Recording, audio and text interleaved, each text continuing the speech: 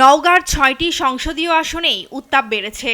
মোট ৭৮২টি ভোট কেন্দ্রের মধ্যে ৩৬৪কে ঝুঁকিপূর্ণ হিসেবে চিহ্নিত করেছে প্রশাসন। জনমনে রয়েছে নানান শঙ্কা।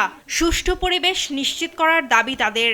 নির্বাচনী যে সহিংসতা হওয়ার একটা আশঙ্কা দেখা দিয়েছে, কারণ যে দলগুলো নির্বাচন করছে তাদের মধ্যেই কিন্তু একটা উত্তেজনা কাজ করছে। তারাও বিভিন্নভাবে বিভিন্ন সংঘাতে জড়িয়ে পড়ছে। ঝুঁকিপূর্ণ জায়গা থেকে ঝুঁকি মুক্ত করে সকল ভোটারকে ভোট কেন্দ্রে অংশগ্রহণ করার একটা সুন্দর পরিবেশ করে দিবে, এটা সুজন মনে করে। কাউকে ভয় ভীতির ঊর্ধ্বে গিয়ে যাতে মানুষ এই ভোটাধিকারটা প্রয়োগ করতে পারে। নে দুই বেলা খাবি ফ্যান্টাস্টিক নিমক হালাল সল্টেড বিস্কুট। ঝুঁকিপূর্ণ কেন্দ্রগুলোতে বাড়তি নিরাপত্তা উদ্যোগের কথা বলছে প্রশাসন। 3 স্তরে আমরা নিরাপত্তা ব্যবস্থা, টার্সিয়ারি লেভেলে আমাদের স্ট্রাইকিং ফোর্স থাকবে এবং ফাইনাল লেয়ারে বাংলাদেশ সশস্ত্র বাহিনী থাকবে, বিজিবি থাকবে। ইতিমধ্যে তারা মাঠে এসেছে। একটি সুষ্ঠু, শান্তিপূর্ণ এবং নিরপেক্ষ নির্বাচন আয়োজনে জেলা পুলিশ সর্বাত্মক তৎপর রয়েছে। প্রায় সকল কেন্দ্রেই আমরা সিসিটিভির ব্যবস্থা করেছি।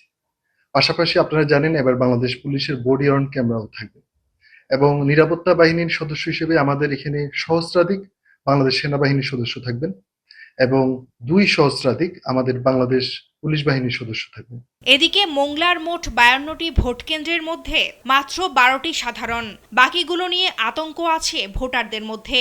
যে ভোট কেন্দ্রে কোনো সমস্যা হবে না, নির্বিঘ্নে ভোট যাইতে পারবেন, তাহলে জনগণ উৎসব মুখর পরিবেশে ভোট কেন্দ্রে যাবে। নিরাপত্তা থাকে যেন আমরা সুষ্ঠুভাবে ভোট দিতে পারি। ঝুঁকিপূর্ণ ভয় ভীতি তো সবাই আছে কম বেশি। তার জন্য যেটা হোক, যদি প্রশাসন সবাই সহযোগিতা করে তার জন্য আমরা ভোট দিতে সুস্থ শরীরে সবাই পারবে। আমাদের মোংলা উপজেলাতে টোটাল অধিক ঝুঁকিপূর্ণ কেন্দ্রের সংখ্যা 9টি এবং ঝুঁকিপূর্ণ কেন্দ্র হিসেবে 31টা কেন্দ্র আইডেন্টিফাই করা হয়েছে এবং যেহেতু ঝুঁকিপূর্ণ হিসেবে আমরা চিহ্নিত করেছি, সেই অনুযায়ী এখানে আসলে ফোর্স মোতায়েন করা হয়েছে। তবে স্থানীয় প্রশাসনের প্রত্যাশা, রাজনৈতিক দলগুলো সহযোগিতা করলে সুষ্ঠু ভোট করতে পারবেন তারা। ফারজানা আফরোজ টুম্পা, নিউজ ডেস্ক, দেশ টিভি।